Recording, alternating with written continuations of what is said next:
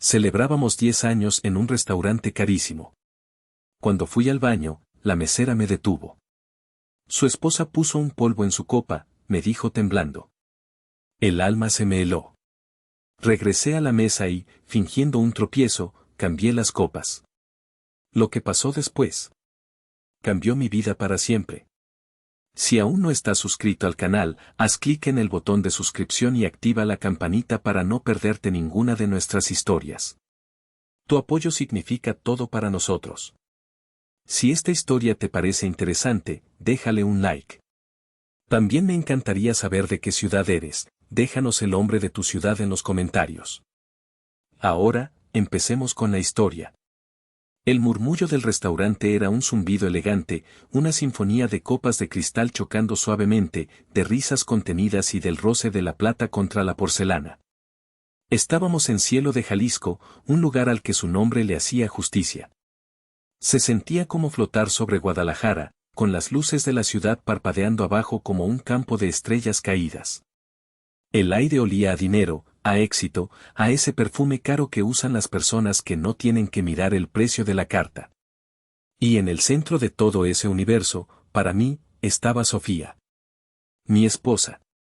10 años. Una década entera. Se dice fácil, pero se siente como toda una vida. ¿Y qué vida habíamos construido? Sofía lucía como una visión, envuelta en un vestido rojo que parecía absorber la luz de las velas y devolverla con un brillo propio.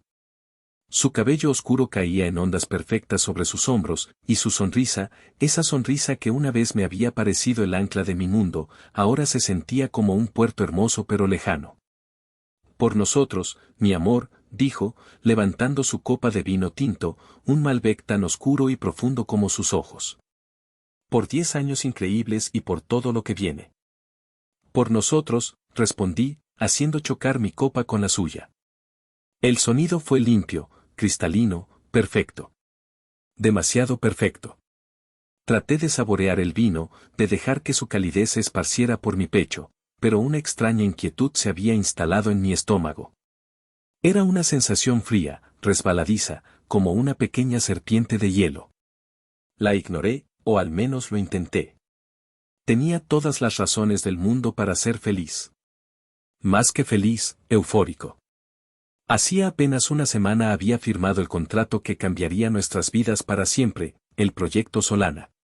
Un complejo turístico de lujo en la costa, un sueño arquitectónico que había garabateado en servilletas durante años y que, contra todo pronóstico, ahora era una realidad tangible.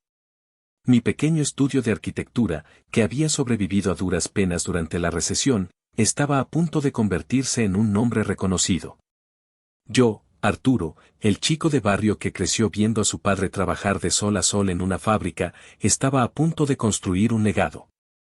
Aún no puedo creer lo del Proyecto Solana, Arturo, dijo Sofía, sacándome de mis pensamientos. Sus dedos, adornados con anillos que yo le había regalado, jugaban con el tallo de su copa. Vas a ser el arquitecto más famoso de todo México. Ya puedo ver los titulares. Sonreí, pero noté el énfasis en las palabras equivocadas. Famoso. Titulares. Yo pensaba en la estructura, en la forma en que los edificios se integrarían con el paisaje, en la luz del sol filtrándose a través de los ventanales al atardecer. Pensaba en la belleza, en la permanencia. Ella pensaba en el brillo. Va a ser un proyecto hermoso, Sophie. Algo de lo que nuestros hijos, si algún día los tenemos, podrán sentirse orgullosos. Saqué un pequeño sobre de mi saco. No era grande, ni ostentoso. Dentro había un boceto. El primer boceto que hice del edificio principal del Proyecto Solana, dibujado a mano con carboncillo, con notas y cálculos garabateados en los márgenes. Lo había enmarcado en una madera simple y elegante. Para que recuerdes dónde empezó todo, le dije. Ella lo tomó, y por un instante, vi un destello de la Sofía de la que me enamoré. La chica que se emocionaba con mis dibujos, que creía en mis sueños locos cuando ni yo mismo lo hacía. ¿Ves? Es precioso, Arturo. Gracias. Pero el destello se apagó tan rápido como llegó. Colocó el marco a un lado de la mesa, con cuidado, pero sin la reverencia que yo esperaba. Luego, con una transición tan suave que casi no la noté, su tono cambió. Hablando de cosas preciosas, ¿viste el collar que llevaba Regina en la gala del otro día? De Bulgari. Decía que era de la nueva colección Serpenti. Imagínate, mi amor, tú y yo en la gala de inauguración de Solana, y yo llevando algo así. Seríamos la comidilla de toda la ciudad. Y ahí estaba de nuevo. La serpiente de hielo en mi estómago se retorció. No era el collar. No era el dinero. Era la distancia. La creciente distancia entre su definición de vida y la mía. Sentí una punzada de soledad tan aguda que me dejó sin aliento por un segundo. Estábamos sentados frente a frente, compartiendo la misma mesa, el mismo vino, el mismo aniversario, pero de repente sentí que estábamos en planetas diferentes. Estamos en la misma mesa, pero estamos en la misma vida, pensé. Sacudí la cabeza, tratando de despejar la niebla. Estaba siendo paranoico. Era el estrés del proyecto, las noches sin dormir, la presión de tener éxito. Sofía siempre había amado las cosas buenas de la vida. Era parte de su encanto, de su vitalidad. Y yo, como un tonto enamorado, siempre había querido dárselas. Verla feliz era mi mayor logro, incluso antes que cualquier edificio. Lo que tú quieras, mi amor, dije, forzando una sonrisa que se sentía como una máscara. Cuando el primer pago de Solana llegue, te compraré la joyería entera si quieres. Ella rió, una risa melodiosa que llenó el espacio entre nosotros, pero que no llegó a calentar el frío que yo sentía por dentro. Levantó su copa de nuevo. Por eso te amo, Arturo. Siempre sabes cómo hacer feliz a una mujer. Bebí un sorbo de mi vino. El sabor era exquisito, complejo, con notas de cereza negra y cuero. Pero para mí, en ese momento, solo tenía un sabor, el sabor agridulce del éxito. Un éxito que sentía que estaba celebrando solo. Mientras el mesero se llevaba nuestros platos de entrada, mi mente se escapó del presente, viajando hacia atrás en el tiempo, a momentos que ahora, bajo la luz cruda de mi inquietud, adquirían un nuevo y ominoso significado. Hace apenas un mes. Estábamos en la sala de nuestra casa, una casa que yo había diseñado, con sus espacios abiertos y sus techos altos. La luz de la tarde entraba a raudales, pero el ambiente era gélido. Sobre la mesa de centro de mármol estaba el estado de cuenta de la tarjeta de crédito de Sofía. Estaba al límite. De nuevo. Sophie, tenemos que hablar de esto, dije, tratando de mantener mi voz calmada. Odiaba estas conversaciones. Me hacían sentir como un padre regañón, no como un esposo. ¿Hablar de qué, Arturo? ¿De qué me gusta vivir bien? ¿No es para eso que trabajas tan duro? Respondió ella, sin levantar la vista de la revista de moda que estaba hojeando. Trabajo duro para construir un futuro, no para pagar bolsos que cuestan más que un auto pequeño. Aún no hemos salido de las deudas del año pasado, y el proyecto Solana, aunque ya está firmado, no empezará a generar ingresos hasta dentro de unos meses. Tenemos que ser cuidadosos. Ella finalmente levantó la vista. Sus ojos, normalmente cálidos, eran dos trozos de obsidiana. Cuidadosos. Siempre la misma palabra. Estoy harta de ser cuidadosa, Arturo. Yo no me casé contigo para vivir una vida cuidadosa. Me casé contigo porque vi tu potencial, tu grandeza. ¿O acaso me equivoqué? La pregunta quedó flotando en el aire, cargada de veneno. Me dolió. Me dolió profundamente, porque golpeó mi mayor inseguridad, el miedo a no ser suficiente para ella, a fallarle. Como siempre, cedí. No, claro que no te equivocaste, mi amor. Solo ten un poco más de paciencia. Todo va a mejorar. Lo prometo. Ella sonrió, se levantó, me dio un beso rápido y la conversación terminó. Pero la sensación de derrota se quedó conmigo durante días. Luego, mi mente saltó a una llamada telefónica con mi hermano Mateo, hace 2 semanas. Mateo es mi ancla a la realidad. Es mecánico, tiene las manos siempre cubiertas de grasa y una honestidad tan brutal que a veces duele. Nunca le había caído bien Sofía, aunque siempre la trató con respeto por mí. ¿Cómo vas, carnal? Me preguntó, con el ruido de herramientas de fondo. Bien, Mateo. Ocupado. El proyecto va a toda máquina. Me alegro por ti, de verdad. ¿Y la patrona? ¿Contenta con su nuevo millonario? Suspiré. No empieces, por favor. No es por joder, Arturo. Es que me preocupas. El otro día la vi en el centro comercial. Se compró un reloj que probablemente cuesta lo que gano en 6 meses. Y la forma en que miraba las cosas, con hambre. Carnal, esa mujer te quiere, no lo dudo. Pero quiere más lo que tú le puedes dar. Ten cuidado, por favor. Ella es así, le gustan las cosas bonitas. Y yo puedo dárselas ahora. ¿Cuál es el problema? El problema es que un día puede que no puedas. ¿Y entonces, qué? Piensa en eso. Colgué el teléfono sintiéndome irritado. ¿Por qué nadie podía simplemente estar feliz por mí? ¿Por qué tenían que analizarlo todo, buscarle fallas a mi felicidad? Pero el recuerdo más perturbador, el que ahora me helaba la sangre, era de hace unas 3 semanas. Estábamos en mi estudio en casa. Yo estaba trabajando en unos planos, y Sofía entró con 2 copas de vino. Se sentó en el borde de mi escritorio, luciendo increíblemente seductora. Trabajas demasiado, mi amor, dijo, pasándome una copa. Hay mucho que hacer. Lo sé.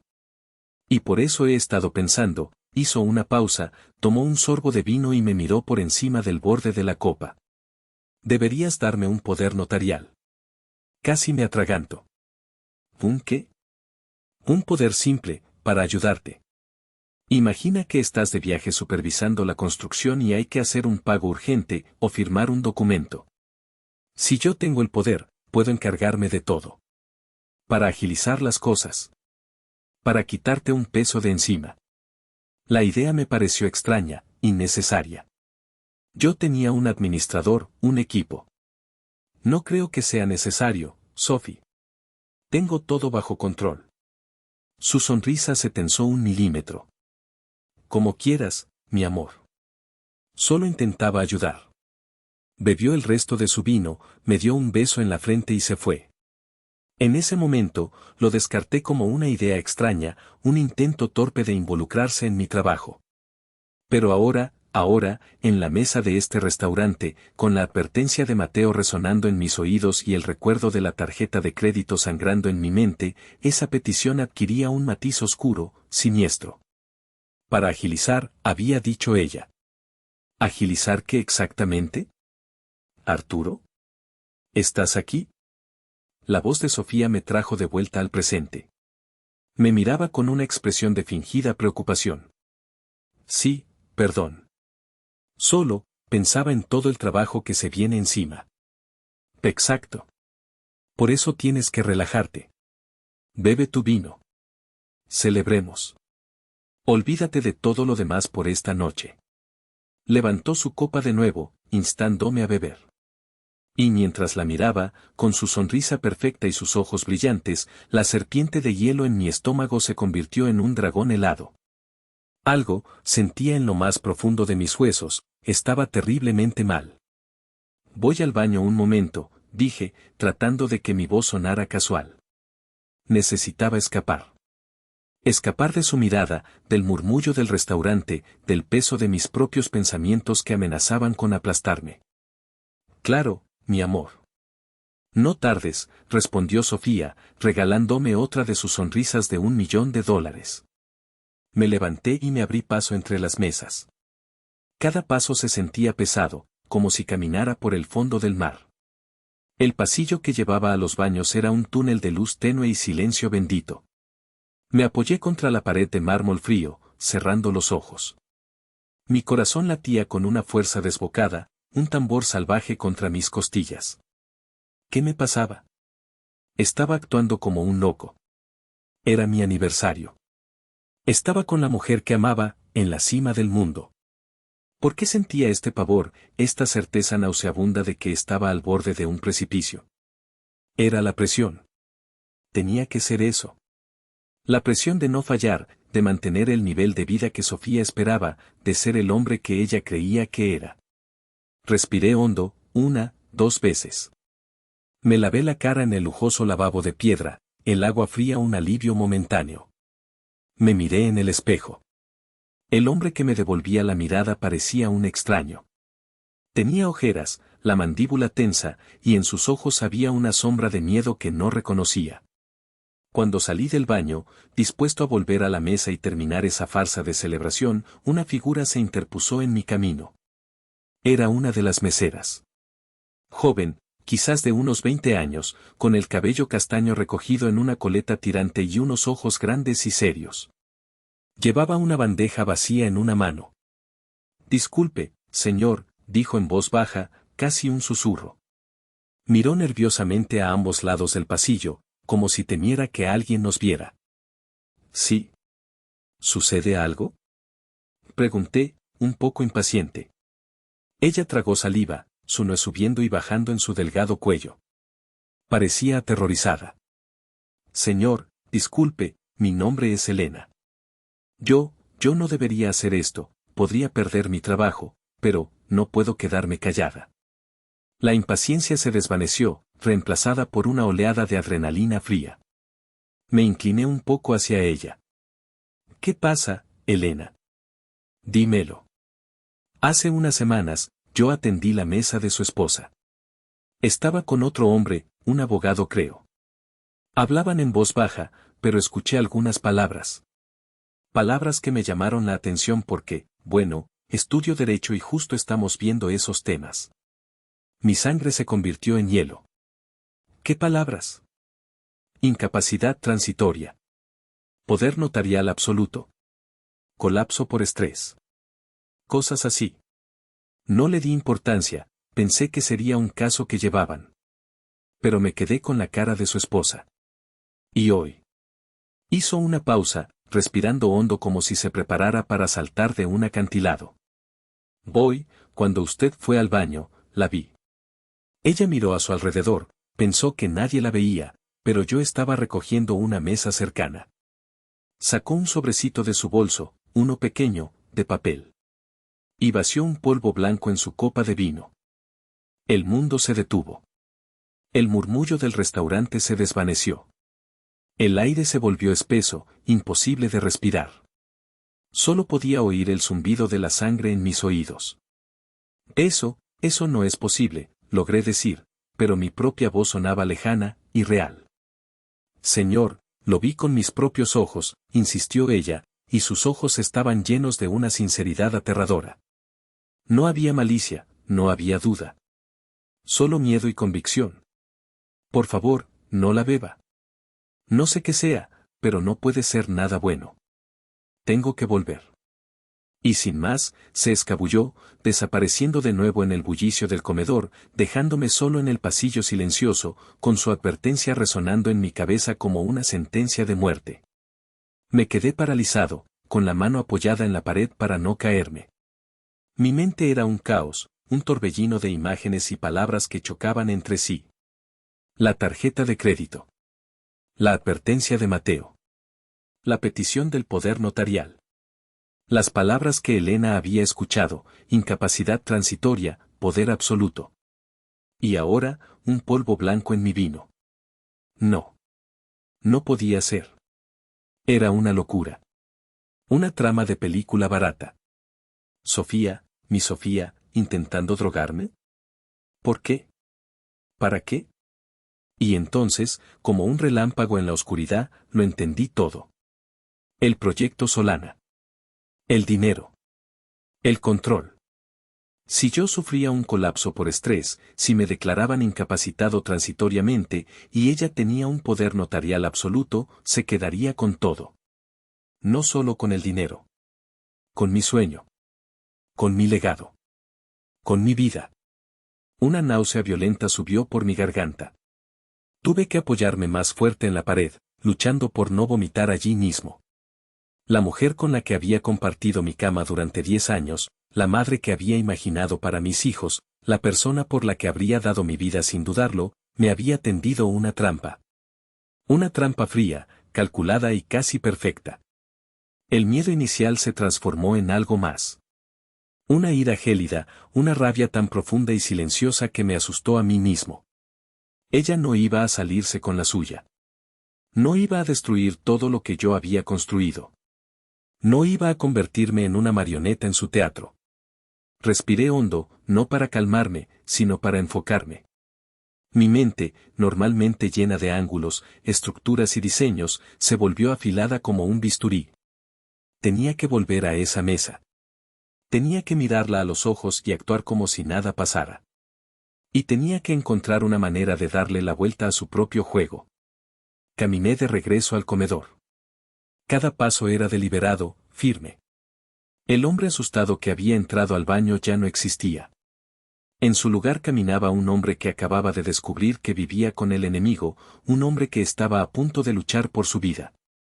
El restaurante seguía igual, la gente reía, la música sonaba. Pero para mí, el mundo había cambiado para siempre. Era un campo de batalla, y yo acababa de recibir mi primera herida.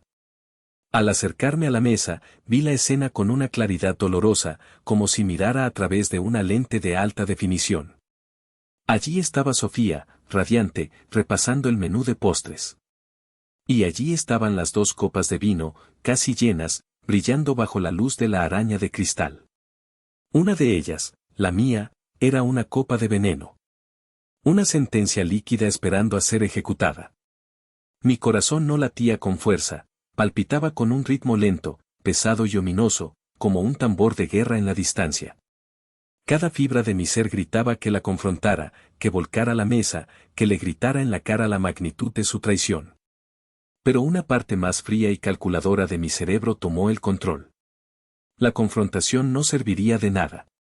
Ella lo negaría todo. Me llamaría loco, paranoico. No tenía pruebas, solo la palabra de una mesera asustada contra la de mi esposa perfecta. Necesitaba que ella misma se delatara. Necesitaba que su propio plan se volviera en su contra. Ya estoy aquí, dije, deslizando mi silla. Forcé una sonrisa que se sentía como una mueca grotesca en mi cara. Qué bueno, mi amor. Estaba pensando en el postre. ¿Quizás el volcán de chocolate? Para compartir, respondió ella, su voz era miel pura, pero ahora yo podía detectar el veneno debajo. Suena bien, asentí, evitando mirar mi copa. Mis ojos se posaron en la suya. Idéntica. Inocente. La única diferencia entre la vida y la ruina estaba en cuál de las 2 copas levantaba. Ella notó mi distracción. ¿Pasa algo, Arturo? Te noto, pálido. No, nada. Solo un poco de dolor de cabeza. Debe ser el cansancio, mentí. La facilidad con la que la mentira salió de mis labios me sorprendió. Quizás había aprendido más de ella en 10 años de lo que creía. Pobre mi vida. Por eso mismo, tienes que relajarte. Anda, un trago de vino te sentará bien. Brindemos de nuevo. Por el futuro. Nuestro futuro, había dicho ella antes. Ahora entendía de qué futuro hablaba. Un futuro sin mí, o al menos, sin el yo consciente y en control. La idea surgió en mi mente, no como un plan elaborado, sino como un instinto primario de supervivencia. Era arriesgado, temerario, pero era lo único que podía hacer. Tenía que cambiar las copas. Necesitaba una distracción, un movimiento que pareciera natural, accidental. Mi mente de arquitecto, acostumbrada a visualizar movimientos y espacios, empezó a trabajar. La mesa era grande. Las copas estaban separadas. Necesitaba un gesto amplio, algo que atrajera su atención hacia otro lado. Tienes razón, dije, levantando mi mano hacia mi copa. Por el futuro. Pero mientras mi mano se acercaba al tallo de la copa envenenada, hice un movimiento brusco, como si un espasmo me hubiera recorrido el brazo, y golpeé mi tenedor. El cubierto de plata salió volando de la mesa y cayó al suelo con un tintineo metálico que sonó, en mi cabeza, como un disparo. ¡Ay, qué torpe! Exclamé, con una frustración que no era del todo fingida. Sofía soltó una risita condescendiente. Siempre tan distraído, mi arquitecto genial. Deja, yo le hablo al mesero. No, no, no te preocupes. Yo lo recojo, dije rápidamente. Era mi oportunidad. El momento que necesitaba. Me incliné hacia un lado de la silla, como si fuera a buscar el tenedor caído. Mi cuerpo bloqueaba su visión de la superficie de la mesa.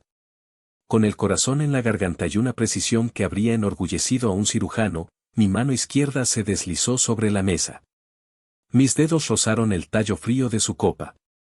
Luego, el de la mía.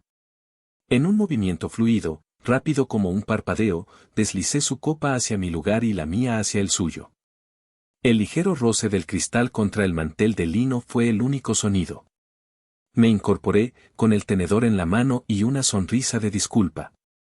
Listo. Ella ni siquiera lo notó. Estaba demasiado ocupada mirando su reflejo en la parte posterior de una cuchara, ajustándose un mechón de cabello. Para ella, yo seguía siendo su esposo predecible, un poco torpe, el hombre al que estaba a punto de destruir. Me senté derecho, sintiendo una oleada de poder helado. Ahora la trampa estaba puesta para ella. La copa que tenía delante, su copa original, era ahora mi salvación. Y la copa que ella tenía delante, la que yo debía haber bebido, era ahora su perdición. Bueno, ¿en qué estábamos? Dije, tomando mi copa, la suya, con una mano que, para mi sorpresa, no temblaba. Ah, sí. El brindis. La miré directamente a los ojos, desafiándola en silencio. Por nosotros, Sofía. Por cada uno de nuestros 10 años. Y por la verdad. Que siempre, siempre, salga a la luz. Ella pareció desconcertada por un segundo por la intensidad de mi brindis, pero se recuperó rápidamente. Por la verdad, repitió, con una sonrisa que ahora me parecía la de un depredador. Levantó su copa, mi copa, la copa envenenada. Y bebió. No tomó un sorbo. Bebió un trago largo y profundo, como si tuviera una sed insaciable. Observé su garganta moverse mientras tragaba, cada movimiento un paso más hacia el abismo que ella misma había cavado. Dejó la copa en la mesa con un chasquido. Ah, qué buen vino, dijo, limpiándose una inexistente gota de la comisura de sus labios con una servilleta. Me quedé mirándola, esperando. Esperando una reacción, un tic, una mueca de dolor. Pero no hubo nada. Se reclinó en su silla, relajada, satisfecha, como un gato que acababa de comerse al canario. Una duda terrible me asaltó. ¿Y si Elena se había equivocado? ¿Y si todo había sido una coincidencia, una paranoia mía? ¿Y si acababa de cometer el peor error de mi vida, juzgando a mi esposa basándome en una fantasía? No. Tenía que confiar en mi instinto. Tenía que confiar en los ojos aterrorizados de esa chica. El veneno estaba en esa copa. Y ahora estaba dentro de ella. Solo era cuestión de tiempo. El tiempo pareció estirarse, volverse denso y pegajoso como la melaza. Cada segundo era una eternidad. El restaurante seguía su curso normal, el pianista tocaba una melodía suave de jazz, una pareja en la mesa de al lado reía a carcajadas, los meseros se movían con una eficiencia silenciosa. Era surrealista. El mundo seguía girando, ajeno al drama silencioso y mortal que se desarrollaba en nuestra mesa. Yo sostenía mi copa, la copa segura, y fingía beber de ella, mientras mis ojos no se apartaban de Sofía. La observaba por encima del borde del cristal, analizando cada uno de sus gestos, cada parpadeo, cada respiración. Ella, por su parte, parecía completamente normal. Sacó su teléfono del bolso y empezó a teclear, con una pequeña sonrisa de suficiencia en los labios. Probablemente le estaba escribiendo a su cómplice, el abogado Ricardo. Misión cumplida. El idiota se lo bebió todo. La idea me provocó una oleada de furia tan intensa que tuve que apretar la mandíbula para no decir nada. ¿Sabes? Dijo ella, sin levantar la vista del teléfono. Deberíamos planear un viaje. A Europa, quizás. Cuando el primer cheque de Solana llegue. Nos lo merecemos. Claro, respondí, mi voz sonaba hueca en mis propios oídos. Lo que tú quieras. Pasaron 5 minutos. 10. La duda empezó a carcomerme de nuevo. ¿Cuánto tardaba en hacer efecto un veneno? ¿O una droga? Quizás la dosis era pequeña. Quizás yo había exagerado todo. Empecé a sentirme como un estúpido, un marido celoso y paranoico. Y entonces, sucedió. Fue sutil al principio. Ella frunció el ceño, parpadeando varias veces, como si las luces del restaurante de repente se hubieran vuelto demasiado brillantes. «Qué raro», murmuró, frotándose las sienes.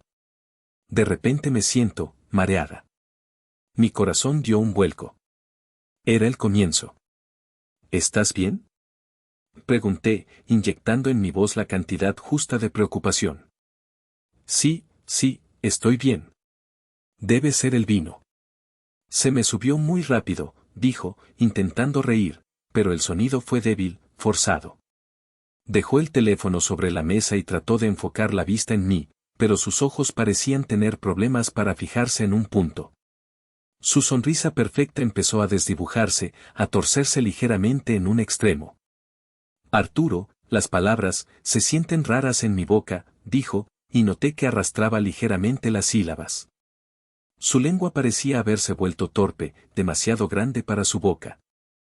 «¿Sophie? ¿Qué tienes?». Me incliné hacia adelante, mi actuación de esposo preocupado volviéndose cada vez más real. Verla así, desmoronándose ante mis ojos, era a la vez aterrador y extrañamente satisfactorio. Era la justicia en su forma más cruda y poética. Intentó levantar su copa de agua, pero su mano tembló. Unas gotas cayeron sobre el mantel blanco, creando pequeñas manchas oscuras. Su coordinación la estaba abandonando. No sé», balbuceó. El pánico empezó a reemplazar la confusión en sus ojos. Se dio cuenta de que algo estaba mal, muy mal. Miró su copa de vino, luego a mí, y por un instante, vi una chispa de comprensión, de horror puro. ¿Acaso sospechó? ¿Acaso se dio cuenta del terrible error que había cometido? Pero ya era demasiado tarde. Su cuerpo se aflojó en la silla.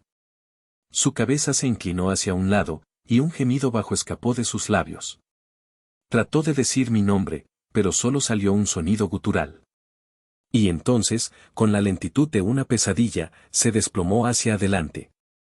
Su frente golpeó el borde de la mesa con un ruido sordo y seco. Su brazo barrió su copa de vino, la copa envenenada, que cayó al suelo y se hizo añicos, esparciendo los restos del líquido rojo oscuro sobre la alfombra como una mancha de sangre. El telón había caído. Por un segundo, el tiempo se congeló. Y luego, el caos. «Sofía», grité, poniéndome de pie de un salto. Mi grito rasgó la atmósfera elegante del restaurante. Las cabezas se giraron. La música del piano se detuvo abruptamente. «Ayuda. Por favor, que alguien ayude a mi esposa», grité, mi voz cargada de un pánico que ahora era 100% genuino. Los meseros corrieron hacia nuestra mesa. Vi a Elena, la joven mesera, entre ellos. Sus ojos estaban abiertos como platos, fijos en la figura inerte de Sofía. Nuestras miradas se cruzaron por una fracción de segundo, y en ese instante compartimos un secreto terrible y silencioso. Ella sabía lo que había pasado. Y sabía que yo lo sabía. El gerente del restaurante, un hombrecillo calvo y sudoroso, empezó a ladrar órdenes. «Llamen a una ambulancia. Ahora». Me arrodillé junto a Sofía, le tomé el pulso en el cuello. Era débil, pero estaba allí. Estaba viva. Su propio plan no había sido lo suficientemente letal, o quizás mi intervención divina, o diabólica, la había salvado de su propia maldad. El médico en el hospital lo confirmaría más tarde, no era un veneno para matar, sino una potente mezcla de sedantes y un fármaco psicotrópico, diseñado para simular un colapso nervioso agudo y devastador. Una forma de incapacitarme, no de eliminarme. Era más cruel, más retorcido. Mientras los paramédicos llegaban y la sala se llenaba de la cacofonía de radios y órdenes, me puse de pie. Miré el desastre, la mesa volcada, el vino derramado, los fragmentos de cristal roto brillando como diamantes malignos. Y en el centro de todo, mi esposa, la arquitecta de mi ruina, siendo colocada en una camilla, víctima de su propio y retorcido diseño. La gente me miraba con lástima. El pobre esposo, en su noche de aniversario. Nadie sabía la verdad. Nadie sabía que el hombre que parecía una víctima era, en realidad, el único vencedor en esa mesa. Nadie sabía que acababa de sobrevivir a un intento de asesinato orquestado por la persona que más amaba en el mundo. Y esa, me di cuenta, era la tragedia más grande de todas. La sala de urgencias de un hospital tiene su propio olor, una mezcla antiséptica de alcohol, lejía y un leve, casi imperceptible, tufillo a miedo. Las luces fluorescentes zumbaban sobre mi cabeza, bañando todo en un resplandor blanco y despiadado que no dejaba lugar a las sombras, ni a los secretos. Estaba sentado en una silla de plástico naranja, incómoda y fría, sintiéndome extrañamente disociado de la escena, como si estuviera viendo una película sobre la vida de otra persona. La policía había llegado al restaurante casi al mismo tiempo que la ambulancia. 2 oficiales, un hombre mayor y una mujer joven, me hicieron a un lado mientras los paramédicos trabajaban en Sofía. Les di una versión abreviada y temblorosa de los hechos. Estábamos celebrando, ella se sintió mal de repente, se desmayó. Omití la parte crucial, la advertencia de Elena, el cambio de copas. Aún no. Necesitaba pensar, necesitaba un plan. Ahora, en la soledad estéril del hospital, el peso de lo que había sucedido comenzó a asentarse sobre mis hombros. Había sobrevivido. Pero, ¿a qué costo? Mi matrimonio, mi confianza en la persona que había elegido como mi compañera de vida, todo eso estaba hecho añicos, igual que la copa de vino en el suelo del restaurante. Saqué mi teléfono y marqué el único número que se me ocurrió. ¿Bueno? La voz de mi hermano Mateo sonó somnolienta y áspera. Mateo, soy yo. Necesito que vengas. ¿Arturo? ¿Qué pasa? Suenas terrible. Son las 3 de la mañana, carnal. Es Sofía. Estamos en el Hospital San Javier. Se desmayó en el restaurante. Hubo un silencio al otro lado de la línea. No fue un silencio de sorpresa, sino uno cargado, pensativo.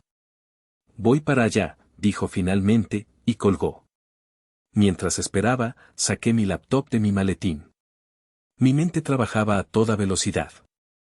Si Sofía había planeado esto, tenía que haber un rastro digital. Conecté la laptop a la red Wi-Fi del hospital y accedí a nuestra cuenta de almacenamiento en la nube compartida. Empecé a buscar. Archivos recientes, documentos modificados. Nada fuera de lo común. Entonces recordé algo. Hace unos meses, Sofía me había pedido ayuda con su computadora. Se quejaba de que estaba lenta. Mientras la limpiaba de archivos basura, noté una carpeta con un nombre extraño, casi aleatorio, Inspo-Verano 25. Por curiosidad, la abrí. Estaba llena de fotos de resorts de lujo, yates y ropa de diseñador. Asumí que era su tablero de sueños. Pero ahora. Busqué esa carpeta. No estaba. La había borrado. Pero yo sabía de copias de seguridad. Entré en la papelera de reciclaje de la nube. Y allí estaba. Inspo-Verano 25. La restauré. Mi corazón latía con fuerza mientras hacía doble clic. No eran fotos. Eran documentos escaneados. Borradores. Correos electrónicos guardados como PDF. El primer archivo que abrí era un correo de Sofía para un tal Ricardo Legorreta, abogado. El asunto era, nuestro plan B. El cuerpo del correo era corto y escalofriante: Ricardo, todo listo para mañana. La cena de aniversario es el escenario perfecto. Después de su colapso, iniciaremos el proceso de inmediato. Asegúrate de que los informes médicos preliminares estén listos para ser presentados. No podemos fallar. Sentí que el aire me faltaba. Era real. Todo era real. Abrí otro archivo. Era un borrador de un informe psiquiátrico, con mi nombre en la parte superior. Hablaba de un historial de episodios depresivos y comportamiento errático, todo ello una completa y absoluta fabricación. Mencionaba mi obsesión con el trabajo y mi incapacidad para manejar el estrés. Era el retrato de un hombre al borde del abismo, un hombre que necesitaba ser tutelado por su abnegada y preocupada esposa. La puerta de la sala de espera se abrió y entró Mateo. Tenía la cara hinchada de sueño y llevaba una chaqueta de mecánico sobre una camiseta vieja. Me vio con la laptop y su expresión se endureció. ¿Qué es eso?, preguntó, acercándose. Sin decir una palabra, giré la pantalla hacia él. Observó los documentos, sus ojos moviéndose rápidamente de un lado a otro. Su mandíbula se tensó. Cuando terminó, levantó la vista y me miró. No había un te lo dije en sus ojos. Solo una ira fría y protectora. Esa hija de puta, masculló. Justo en ese momento, un médico con bata blanca y cara de cansancio salió por las puertas dobles. ¿Familiares de la señora Sofía de la Torre? Me levanté, Mateo a mi lado como una sombra sólida. Soy su esposo. Su esposa está estable. Le hicimos un lavado gástrico. Las pruebas toxicológicas preliminares muestran una alta concentración de benzodiazepinas, un sedante muy potente, mezclado con otra sustancia que aún estamos identificando. ¿Sabe si consume algún tipo de medicamento? Miré a Mateo, y él asintió levemente. Era el momento. Doctor, empecé, mi voz temblando, pero esta vez de una furia controlada. Mi esposa no consume medicamentos. Pero yo sé cómo esas drogas llegaron a su sistema. Ella intentó ponérmelas a mí. El médico enarcó las cejas. Señor, esa es una acusación muy seria. Lo sé. Y tengo pruebas. Giré la pantalla de la laptop hacia él. El médico se inclinó, leyendo los correos, los informes falsos. Su expresión profesional se resquebrajó, reemplazada por una de puro asombro. Dios mío, murmuró. Voy a tener que llamar a la policía. De nuevo. Y a la administración del hospital. Mientras el médico se alejaba a toda prisa, me senté de nuevo, sintiéndome extrañamente vacío. El veredicto no lo había dado un juez, sino un análisis de sangre y un puñado de archivos digitales. La batalla apenas comenzaba, pero la primera guerra, la guerra por la verdad, la había ganado. Mateo puso una mano pesada en mi hombro. Estoy aquí, carnal. Para lo que sea. Vamos a hundir a esa cabrona. Asentí, sin poder hablar. Miré hacia las puertas dobles detrás de las cuales yacía Sofía. La mujer que amaba ya no existía. Había sido reemplazada por una extraña, una criminal, una conspiradora. Y yo, su esposo, ahora era su principal enemigo y el testigo estrella en su contra. La ironía era tan amarga que casi podía saborearla. Los días que siguieron fueron un borrón de declaraciones a la policía, reuniones con abogados y un silencio ensordecedor en mi casa, ahora demasiado grande y vacía. Sofía permanecía en el hospital, bajo custodia policial. Su abogado, el infame Ricardo, negaba todo, alegando que Sofía era la víctima de un marido controlador que la había drogado. Era una mentira tan descarada que resultaba casi cómica, pero el abogado de Mateo me advirtió que no subestimara a un hombre acorralado. Me sentía perdido, a la deriva en un océano de traición y jerga legal. Los correos y los borradores eran pruebas contundentes, pero necesitaba entender la mente de Sofía, la magnitud de su engaño. Y solo había una persona que quizás podría ayudarme a ver a través de la niebla. Javier era una leyenda en el mundo de la arquitectura de Guadalajara. Un hombre mayor, de cabello blanco y ojos penetrantes que parecían haberlo visto todo. Había sido mi profesor en la universidad y mi primer jefe. Fue más que un mentor, fue casi un padre para mí. Pero nuestra relación se había enfriado en los últimos años. La razón, ahora me daba cuenta, tenía un nombre, Sofía. Lo encontré en su estudio de toda la vida, un espacio caótico y maravilloso lleno de maquetas, libros y el olor a café fuerte y papel viejo. Cuando me vio entrar, sus ojos se abrieron con sorpresa, y luego con una profunda y sombría tristeza. Arturo, dijo, su voz era grave como el roble de su escritorio. Lo leí en las noticias. No podía creerlo. Siéntate, hijo. Pareces un fantasma. Me sirvió un café sin preguntar. Me senté, sintiéndome como un estudiante de nuevo, buscando la guía del maestro. Es todo verdad, Javier, dije, mi voz rota. Cada palabra. Le conté todo. La cena, la advertencia de Elena, el cambio de copas, los archivos en la computadora. Él escuchó en silencio, asintiendo de vez en cuando, su rostro una máscara de concentración. Cuando terminé, se reclinó en su silla, que crujió bajo su peso, y suspiró. No estoy sorprendido, dijo finalmente. Lo miré, confundido. ¿Cómo que no estás sorprendido? Estoy horrorizado, sí. Pero sorprendido, no. He visto destellos de esto en ella durante años, Arturo. Pero estabas tan enamorado que te negabas a verlo. ¿Destellos de qué? ¿A qué te refieres? Javier se levantó y caminó hacia una ventana que daba a un pequeño jardín interior. ¿Recuerdas hace unos 5 años, cuando te ofrecieron ese puesto en la firma de Monterrey? Un puesto increíble, una oportunidad de oro. Y de la noche a la mañana, decidiste no aceptarlo. Dijiste que Sofía no quería mudarse, que sus raíces estaban aquí. Sí, así fue, respondí, aunque ahora la memoria se sentía extraña. Lo que no sabes, continuó Javier, dándose la vuelta para mirarme, es que Sofía vino a verme. Me dijo que tú estabas aterrorizado de la competencia, que no te sentías a la altura y que estabas usando su supuesta negativa como excusa. Me pidió que te convenciera de quedarte, de abrir tu propio estudio aquí, donde estaría seguro. Me manipuló para que, sin saberlo, te cortara las alas. Me quedé boquiabierto. Recordaba esas conversaciones con Javier. Él me había dicho que yo tenía el talento para ser mi propio jefe, que no necesitaba trabajar para nadie. Pensé que estaba creyendo en mí. En realidad, estaba siendo una marioneta en el teatro de Sofía.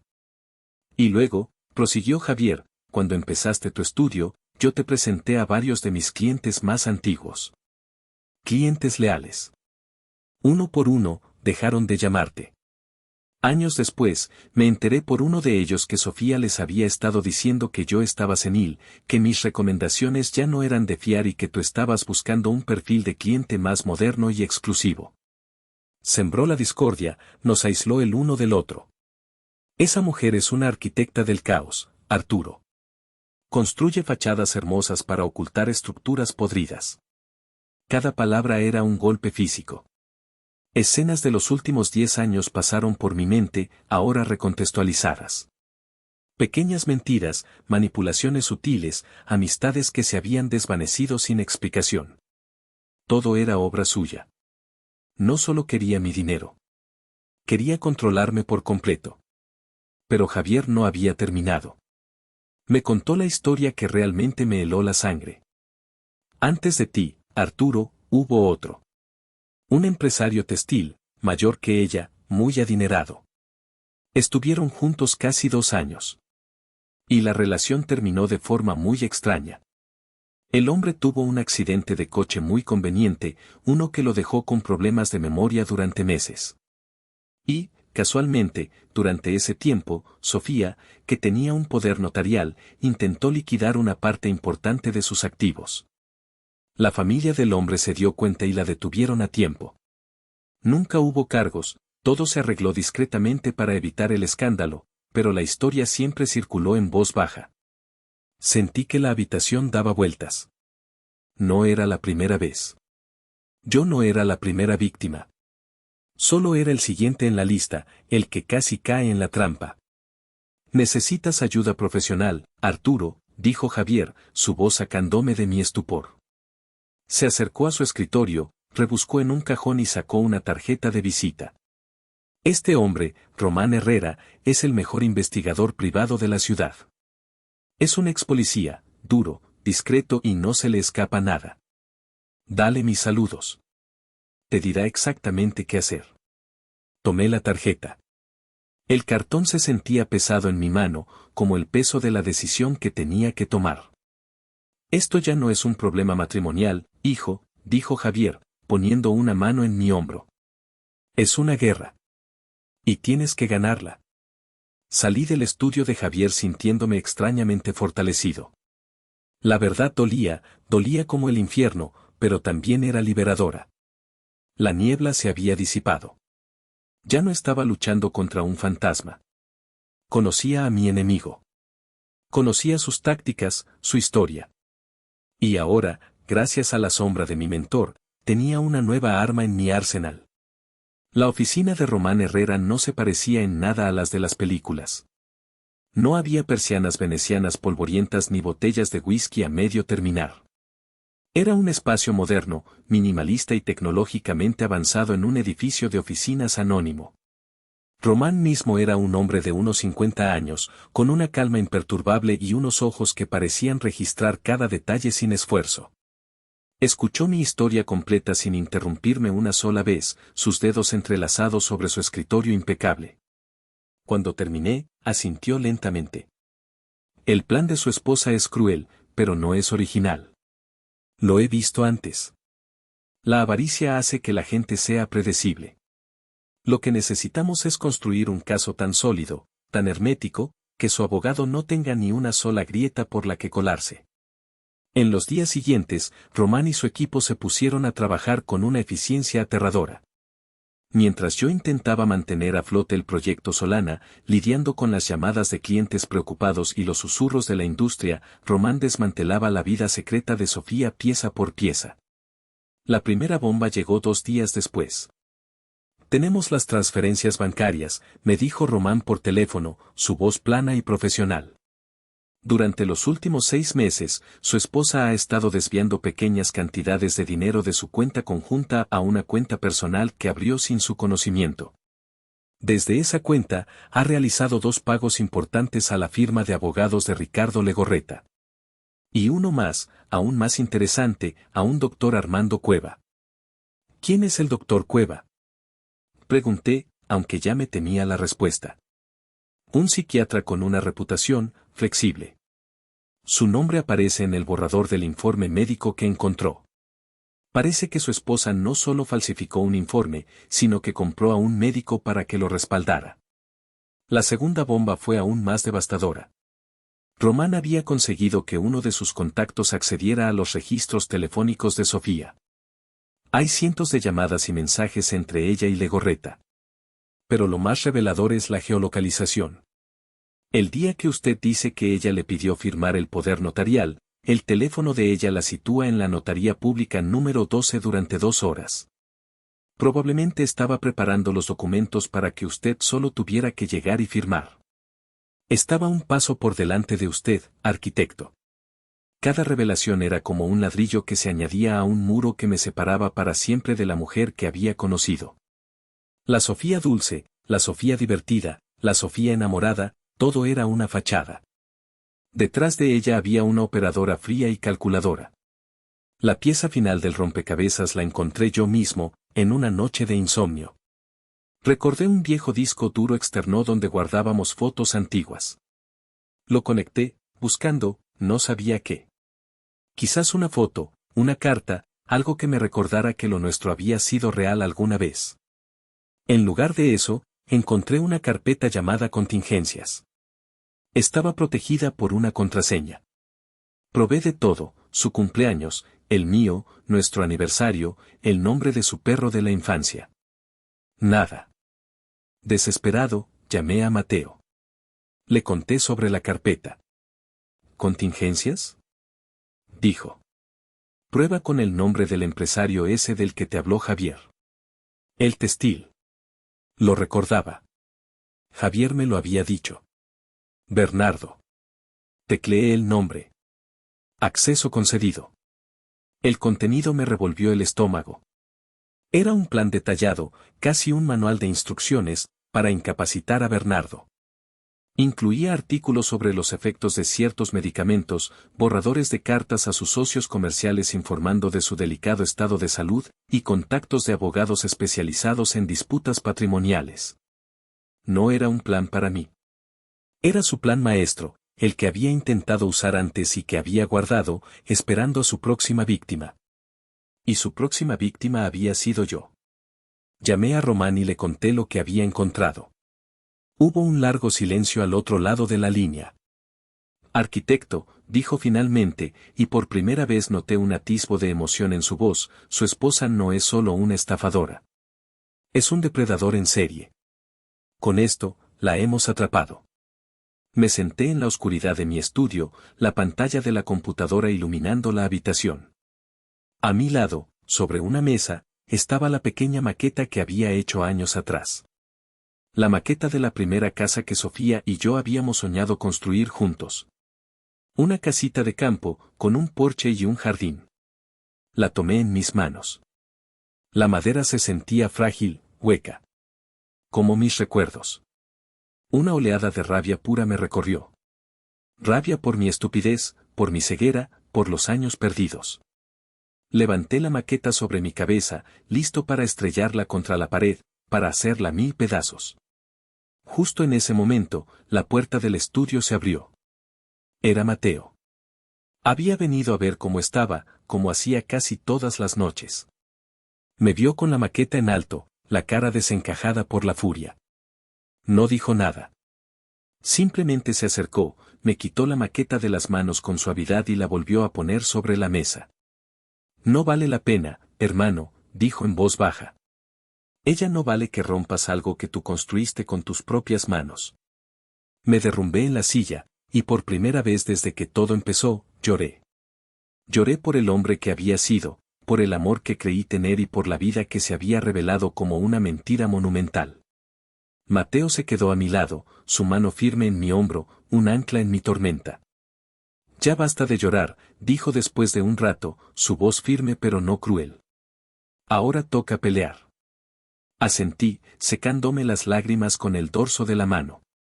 Tenía razón. El duelo había terminado. Ahora comenzaba la demolición.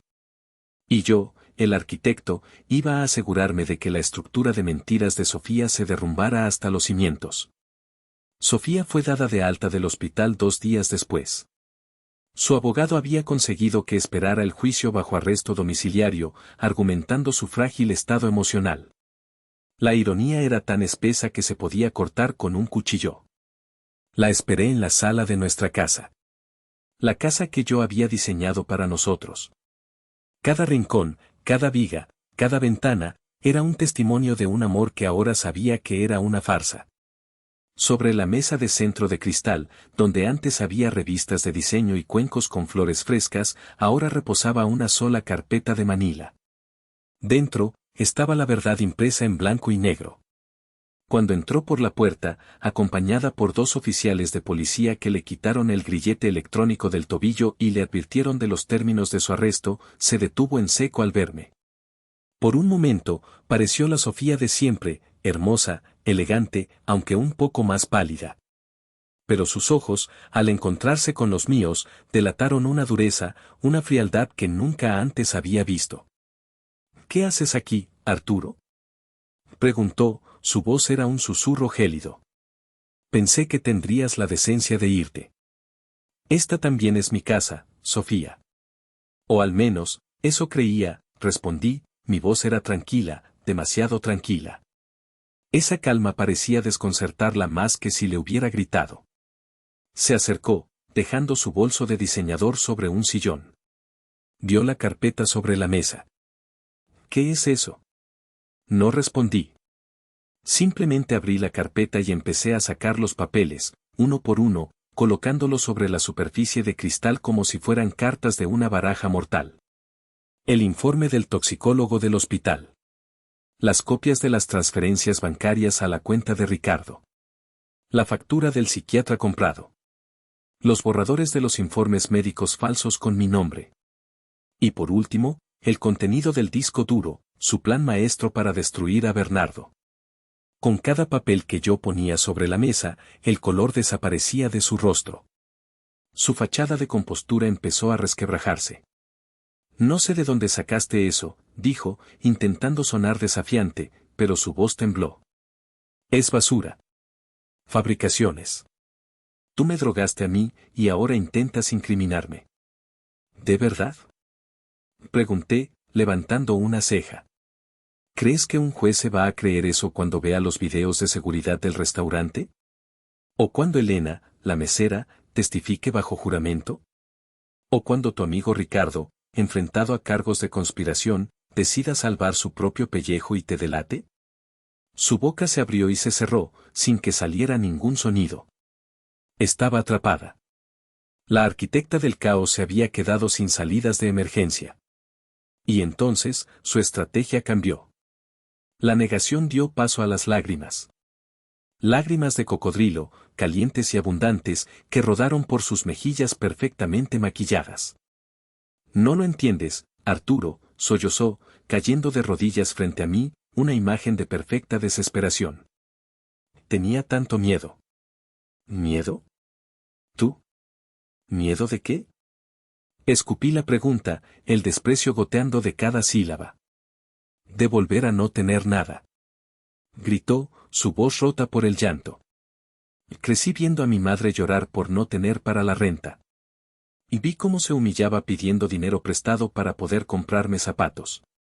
Me juré a mí misma que nunca, nunca volvería a pasar por eso. Que mis hijos nunca pasarían por eso. Por un instante, un fugaz instante, sentí una punzada de lástima. Vi a la niña asustada detrás de la mujer calculadora. Vi la herida profunda que la había convertido en un monstruo.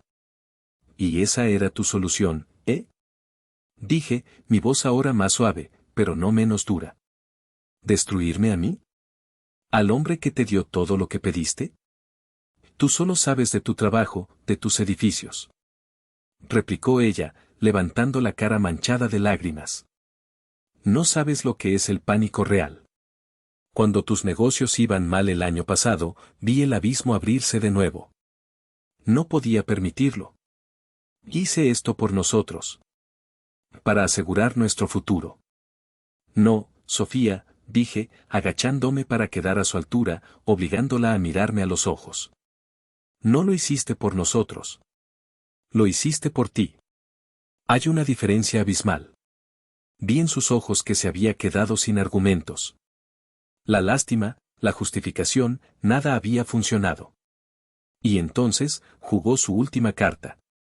La más sucia, la más desesperada de todas. Su expresión cambió. El llanto se detuvo. Una extraña calma se apoderó de ella. Con una lentitud agonizante, tomó mi mano y la puso sobre su vientre plano. Arturo, susurró, y su voz era ahora la de una virgen suplicante. No puedes hacerme esto. No puedes mandarme a la cárcel. No ahora. La miré, confundido, sin entender a dónde quería llegar. No puedes hacerle esto, a nuestro hijo. El mundo se inclinó sobre su eje. La sangre abandonó mi cabeza, y por un segundo pensé que me iba a desmayar. Estoy embarazada, Arturo. Silencio. Un silencio tan profundo y absoluto que podía oír el latido de mi propio corazón, un tambor sordo y pesado en el vacío que se había creado en la habitación. La mano de ella sobre la mía, presionándola contra su vientre. Sus ojos fijos en los míos, buscando, suplicando, calculando. Embarazada.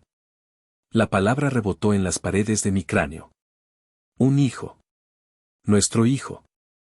La culminación de 10 años de matrimonio, la pieza que siempre había faltado en el rompecabezas de nuestra vida. La posibilidad de una familia, de un legado de carne y hueso más allá de los edificios y los planos. Una parte de mí, una parte primitiva y desesperada, quiso creerle. Quiso aferrarse a esa palabra como un náufrago a una tabla. Un hijo podría arreglarlo todo. Un hijo sería una razón para perdonar, para olvidar, para intentar reconstruir algo sobre las ruinas. La miré. Miré más allá de las lágrimas calculadas y la expresión suplicante. Miré dentro de sus ojos, buscando un atisbo de la Sofía que había amado, un destello de verdad en ese océano de mentiras. Y no encontré nada. Solo vi estrategia. Vi una última jugada de ajedrez, un movimiento de reina desesperado para poner al rey en jaque mate. No vi a una futura madre. Vi a una actriz en el papel de su vida. Mi mirada se desvió hacia la mesa de centro. Hacia la pequeña maqueta de madera de la casa de campo, nuestro primer sueño. El símbolo de todo lo que habíamos sido, o de todo lo que yo había creído que éramos. La tomé en mis manos.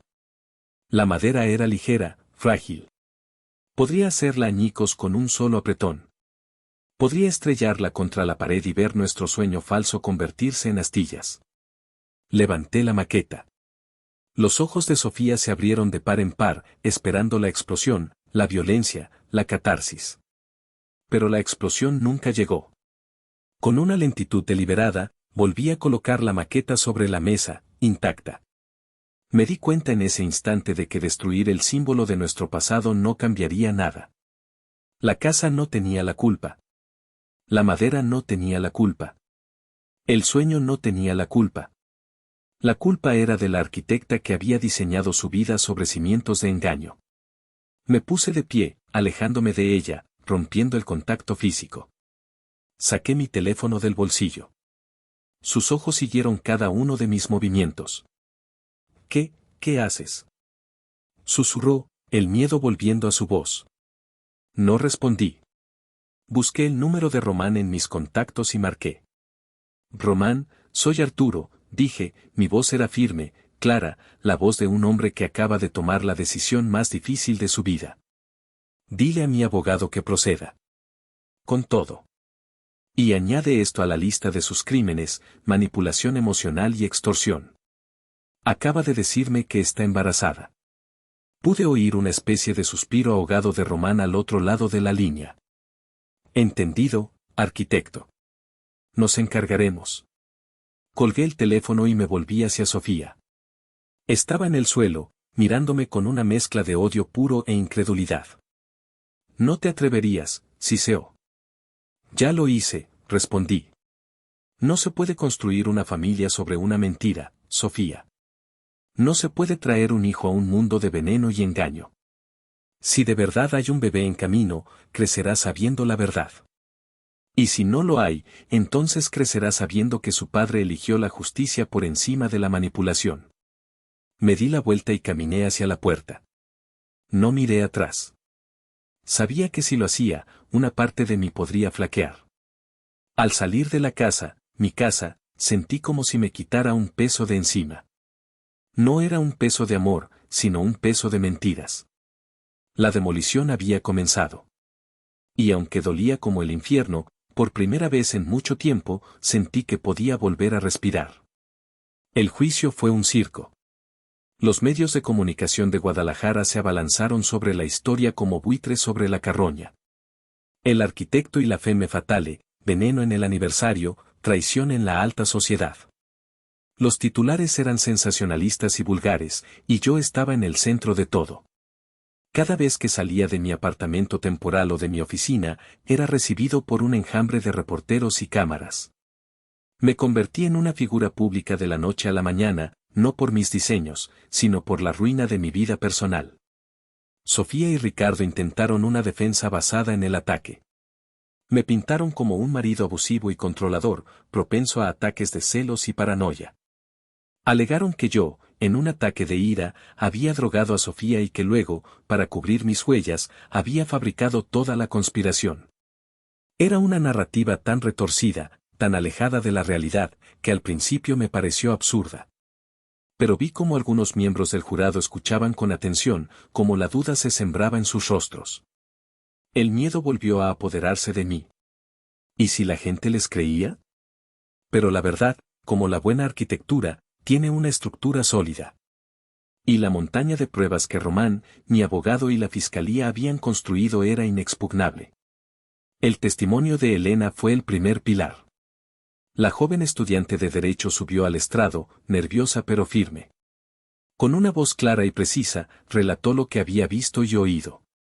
La defensa intentó desacreditarla, insinuando que buscaba sus 15 minutos de fama o que yo le había pagado. Pero su sinceridad era palpable. Contó cómo las palabras incapacidad transitoria la habían alertado debido a sus estudios, dándole a su testimonio una base de credibilidad que fue imposible de derribar. El testimonio de Javier fue el segundo pilar. El viejo maestro habló de la historia de manipulación de Sofía, de cómo lo había alejado de mí, de cómo había saboteado mis oportunidades. Pintó un retrato de una mujer consumida por la ambición y la inseguridad, un retrato que resonaba con las pruebas presentadas. Román y su equipo aportaron los ladrillos y el cemento, los registros telefónicos, las transferencias bancarias, la geolocalización que situaba a Sofía en la notaría. Los testimonios de los empleados del doctor Cueva que admitieron que los informes se habían hecho sin que yo pusiera un pie en el consultorio. Y luego, llegó el golpe de gracia. El clímax del juicio. La fiscalía llamó a un médico forense para discutir la afirmación de Sofía sobre su embarazo. El abogado de Sofía se opuso, calificándolo de irrelevante y un ataque al carácter de su clienta. Pero el juez, un hombre severo y perspicaz, permitió el testimonio. El médico, bajo juramento, presentó los resultados de los análisis de sangre que se le habían realizado a Sofía por orden judicial después de su afirmación. Los resultados eran claros, inequívocos. La señora Sofía de la Torre no está, ni ha estado recientemente, embarazada, declaró el médico.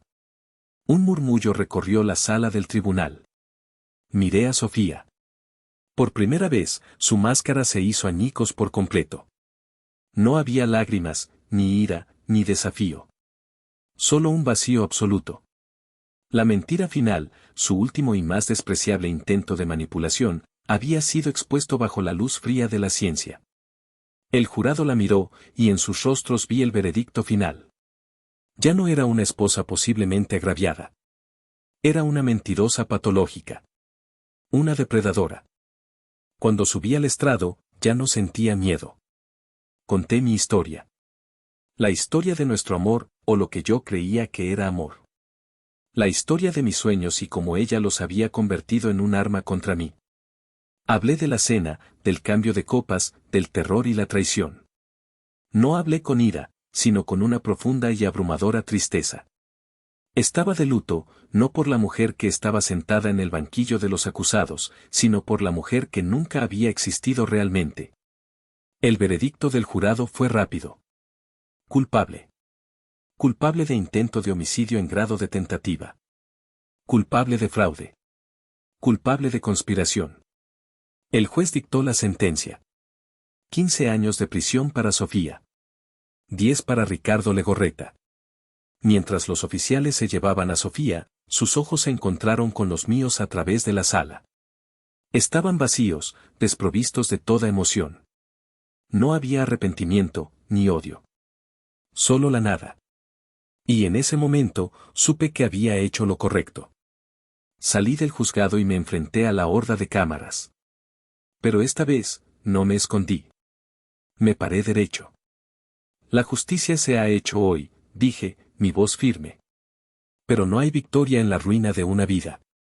Solo espero que esto sirva como un recordatorio de que la verdad, por muy dolorosa que sea, siempre encontrará la manera de salir a la luz. Me di la vuelta y me alejé, sin responder a ninguna pregunta.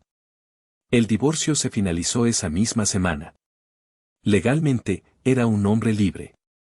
Pero mientras caminaba por las calles de mi ciudad, sentía el precio de esa libertad.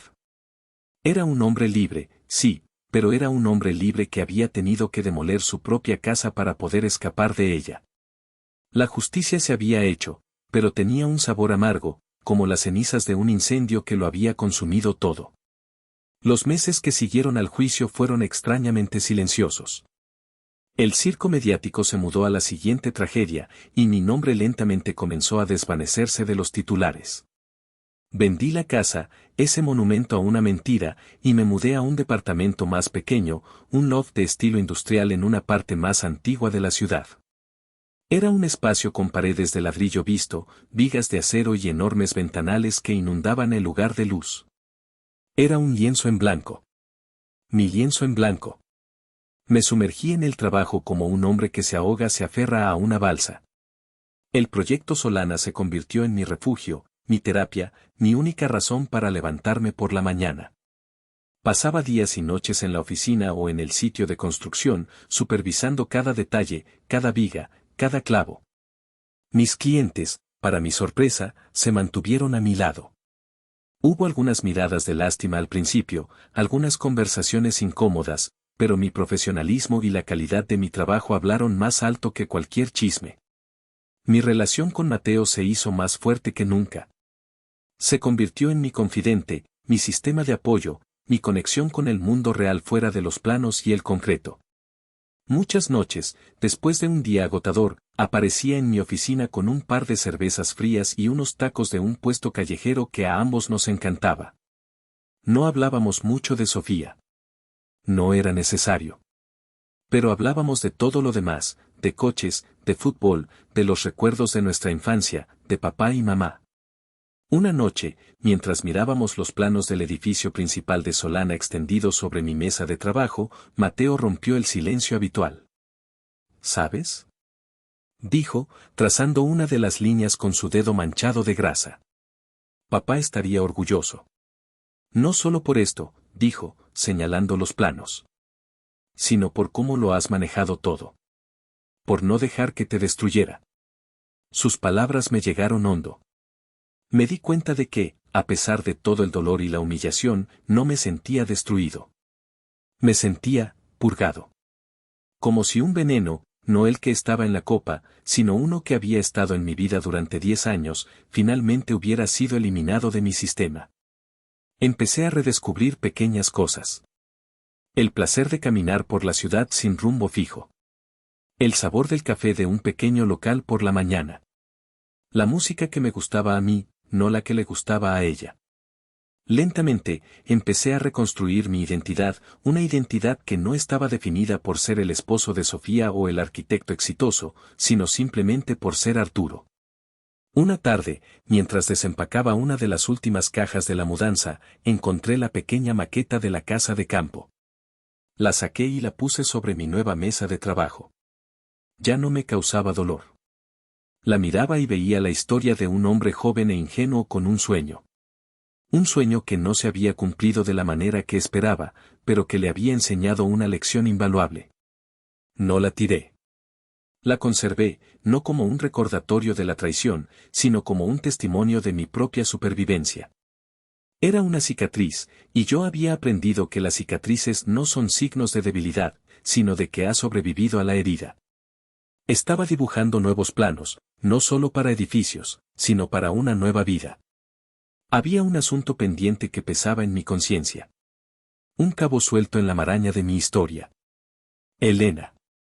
La joven mesera, la estudiante de Derecho, el ángel guardián inesperado que, con un susurro valiente, me había salvado la vida. Durante el juicio, su testimonio había sido clave. La vi en el juzgado, serena y profesional, respondiendo a las preguntas de la fiscalía y soportando el interrogatorio hostil del abogado de Sofía sin flaquear. Intercambiamos una mirada de reconocimiento, un asentimiento silencioso, pero nunca tuvimos la oportunidad de hablar. Y sentía que le debía mucho más que eso. Le pedí a Román que la localizara. No fue difícil. Un día después, tenía su número de teléfono y la dirección de la modesta cafetería cerca de la universidad donde solía estudiar. La llamé. Cuando escuchó mi voz, hubo un momento de silencio. Señor Arturo, dijo finalmente, su voz era cautelosa. Me alegro de saber de usted. Espero que esté bien. Estoy bien, Elena. Gracias a ti, respondí. Me preguntaba si podría invitarte un café. Me gustaría agradecerte en persona.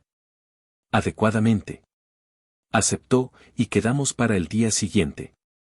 Nos sentamos en una pequeña mesa al aire libre, el sol de la tarde filtrándose a través de las hojas de los árboles.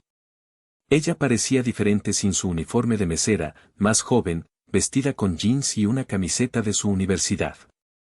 No tienes que agradecerme nada, dijo ella, antes de que yo pudiera empezar. Claro que sí, Elena. Me salvaste la vida.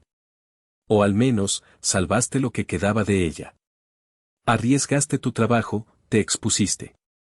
Tengo que preguntarte, ¿por qué? ¿Por qué lo hiciste por un completo desconocido? Ella se encogió de hombros, revolviendo su café con una cucharita. No lo sé. Supongo que por lo que estoy estudiando. El derecho se supone que trata sobre lo que es correcto. Y lo que vi esa noche, estaba mal. Terriblemente mal. No podía ser cómplice de eso con mi silencio. Simplemente hice lo que sentí que era correcto. Su respuesta fue tan simple, tan pura, que me dejó sin palabras.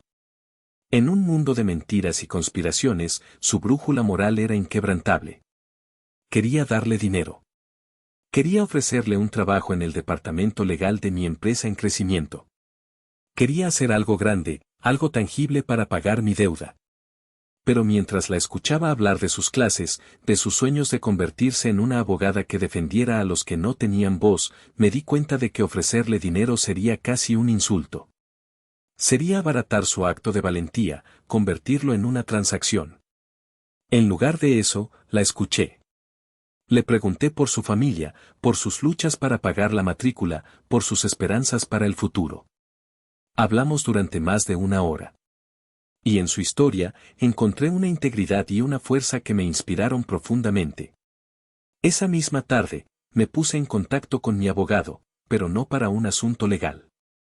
Le di instrucciones para crear una fundación. Unos días después, la Universidad de Guadalajara recibió una donación anónima para establecer una nueva beca. La beca Solana para la ética jurídica.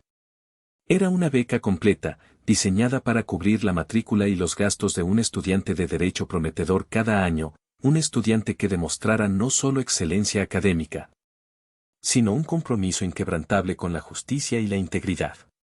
La primera beneficiaria de esa beca, por supuesto, fue Elena.